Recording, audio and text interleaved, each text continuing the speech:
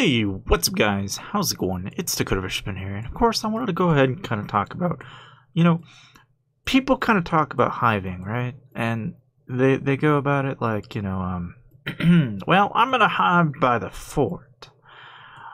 Or I'm gonna go hive out somewhere out in the middle of the boondocks where no one knows where to find me. And then everybody's got like their own, how do you say, how do I decide whether or not should I do it in a row? Should I do it crosses? Should I do it in pods? Should I do it on something like, oh right, an island? Okay, now look, I'm just gonna say this for the sake of saying it now, right? But I know people have asked me this question before, and I really never bothered to actually look into this. But a lot of the time people like to ask, okay, so if I'm in a port and I'm going to land, I'm going to put my guild somewhere, where the heck should it be? And here's my answer to that. If you're somebody, right, and your guild is big enough that you can hold a fort, there's nothing wrong with putting your guild right by that fort, because you're going to have easy access to that fort. But just know that when you do that, right, you're putting yourself in the eyes of everyone who wants to compete for that fort. So a lot of the time, right, I see people that will build themselves up and they'll depend on shields to keep themselves up. Now, I can tell you that, if you're spending gems to shield, that's going to cost you quite a bit over a period of time. Now, what about, like, if I'm doing pods out in the middle of boondocks, right?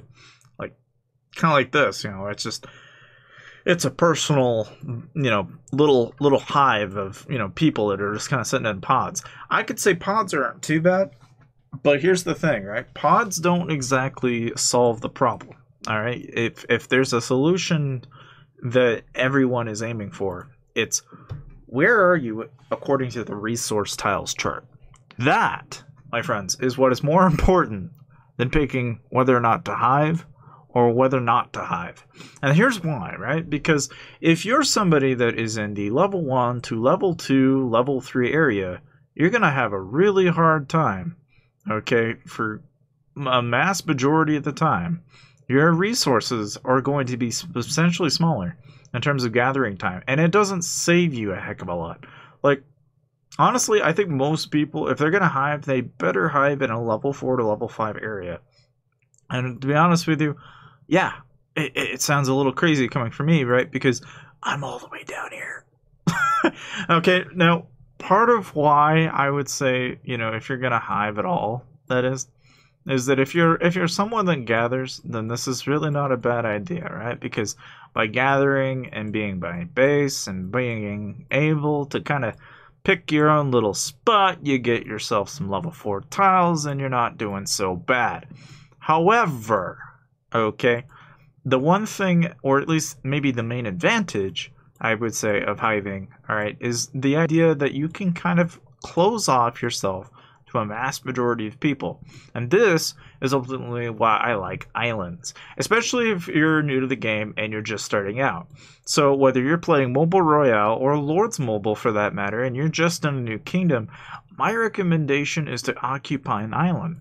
Because the benefits of being on an island is that if you're worried about getting attacked, there's going to be some time, no matter whether you're a billion mite or a small fry, it's going to take some time to go from here to there. And that gives you plenty of time and plenty of advantage should you ever need to make use of it.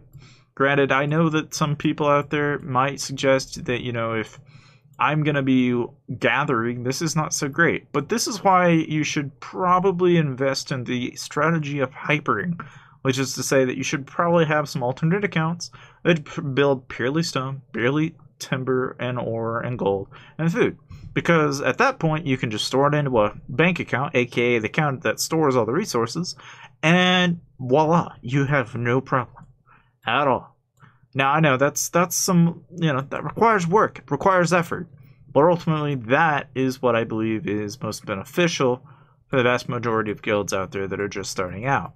Having that said, though, if you have established yourself, then you can then take yourself a spot right by a fort, and you can pretty much hive where you please.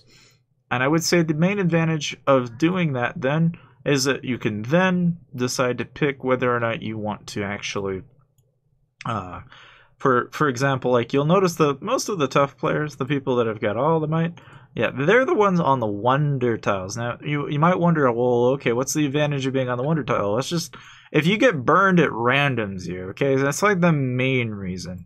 But you know, if anything, the one thing that you should definitely consider is the fact that you have easy access to level 5 tiles, which over time can be a lot of resources.